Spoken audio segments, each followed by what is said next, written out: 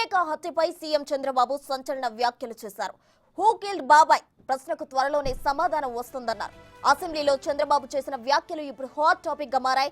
బాబు comments ను చూస్తే వివేక హత్య కేసులో సీబీఐ వేగం పెంచుతుందా అనే ప్రశ్న ఉత్పన్నమవుతోంది. గతంలో అవినాష్ రెడ్డిని సీబీఐ అరెస్ట్ చేయలేకపోయిందని కర్నూలు హైడ్రామా సభలో చంద్రబాబు గుర్తు చేశారు. ఇక చంద్రబాబు వ్యాఖ్యలతో షర్మిల, సునీత కోరుతున్న న్యాయం దొరుకుతుందా? ఎంపీ అవినాష్ రెడ్డికి గడ్డు రోజులు రాబోతున్నాయా అనే క్వశ్చన్ రైజ్ అవుతున్నాయి. నేను అడుగుతాను అధ్యక్ష, ఇప్పుడైనా సరే ఢిల్లీకి పోయారు. ఓ కిల్డ్ బాబాయ్, ఇది నా క్వశ్చన్ ఫస్ట్ అనేది. ఇప్పుడు అడుగుతున్నా మళ్ళీ, ఓ కిల్డ్ బాబాయ్ ఎవరు సమాధానం చెప్పారు? విజయ్ కుమార్ రాజు గారు, విష్ణు కుమార్ రాజు గారు, మీరు చెప్పాలి. ఇప్పుడు మేము ఎలక్షన్లో క్వశ్చన్ చేసిందే ఓ కిల్డ్ బాబాయ్ అని, ఇంకా జవాబు రాలేదు. తొందరలో జవాబు కూడా వస్తుంది, దాంట్లో సందేహం లేదు.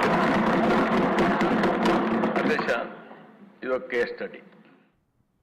వివేక హత్యపై సీఎం చంద్రబాబు సంచలన వ్యాఖ్యలు చేశారు. ఇక ఇదే అంశానికి సంబంధించి మరింత సమాచారం మా ప్రతినిధి శివ లైవ్ లో అందించేందుకు సిద్ధంగా ఉన్నారు. శివ, చెప్పండి, హూ కిల్డ్ బాబాయ్ అనే ప్రశ్నకు సమాధానం ఎప్పటిలోగా వచ్చే ఛాన్స్ ఉంది? ఇక వైఎస్ అవినాష్ రెడ్డికి గడ్డు రోజులు వస్తున్నాయి అనుకోవచ్చా? తప్పకుండా ప్రసన్న, మొత్తం మీద చూసుకుంటే ఈరోజు అసెంబ్లీ వేదికగా ఆంధ్రప్రదేశ్ ముఖ్యమంత్రి చంద్రబాబు సంచలనమైన వ్యాఖ్యలు చేశారు. ఏదైతే గవర్నర్ తీర్మానానికి ధన్యవాదాలు తెలుపుతున్న సమయంలో కూడా ఆయన హూ కిల్డ్ బాబాయ్, అసలు బాబాయ్ని ఎవరు చంపారు చెప్పాలని చెప్పి కూడా తాను మొదటి నుంచి కోరుతా ఉన్నాను, కానీ ఇప్పటి వరకు దానికి సమాధానం దొరకలేదు, కానీ త్వరలోనే సమాధానం వస్తుందని చెప్పి కూడా చంద్రబాబు సంచలనమైన వ్యాఖ్యలు అసెంబ్లీ వేదికగా కూడా ఆయన వ్యాఖ్యలు చేసిన పరిస్థితి కనిపించింది.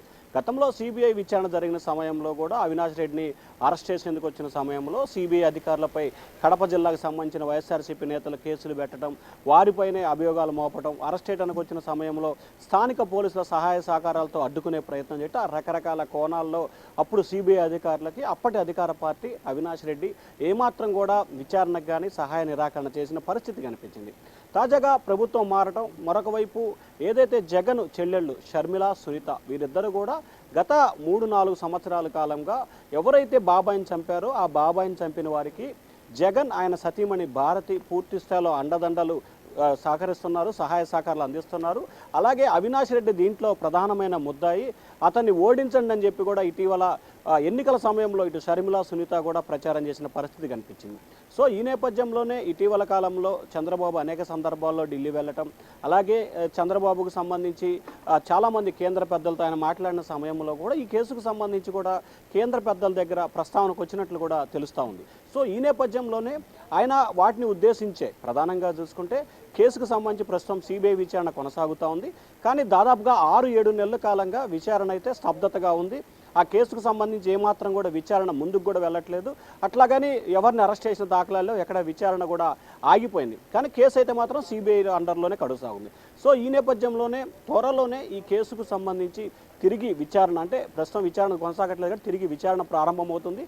ప్రారంభమైన తర్వాత ఈ కేసులో ప్రధానమైన ఆరోపణలు ఎవరైతే ఎదుర్కొంటున్నారో వారందరినీ మళ్ళీ మరొకసారి పిలిపించి విచారణ చేయడం, వారి పాత్ర ఉందనేది ఖచ్చితంగా ఇప్పటికే కొన్ని ఆధారాలు ఇటు షర్మిల, ఇటు సునీత సిబిఐకి, హైకోర్టుకి ఇచ్చిన నేపథ్యంలో ఖచ్చితంగా రానున్న రోజుల్లో Kadapa MP YS Avinash Reddy arrest తప్పదనే సందేశాన్ని అయితే ముఖ్యమంత్రి ఈరోజు అసెంబ్లీ వేదికగా కూడా స్పష్టమైన ప్రకటన అయితే చేసినట్లు కూడా మనం భావించాలి.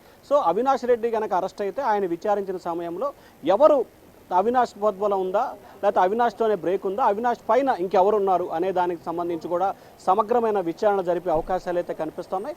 ఖచ్చితంగా ఏదైతే చంద్రబాబు అసెంబ్లీ వేదికగా హూ కిల్డ్ బాబాయ్ అని ప్రశ్న వేశాడో దానికి త్వరలోనే సమాధానం దొరుకుతుందని చెప్పి చంద్రబాబు చెప్పాడు. కాబట్టి ఖచ్చితంగా రానున్న రోజుల్లోనే విచారణ తిరిగి ప్రారంభమవుతుంది. ఈ కేసులో ఎవరైతే ఆరోపణలు ఎదుర్కొంటున్నారో వారైతే ఖచ్చితంగా అరెస్ట్ అయ్యే అవకాశాలు అయితే స్పష్టంగా కనిపిస్తూ ఉన్నాయి ప్రస్తుతం.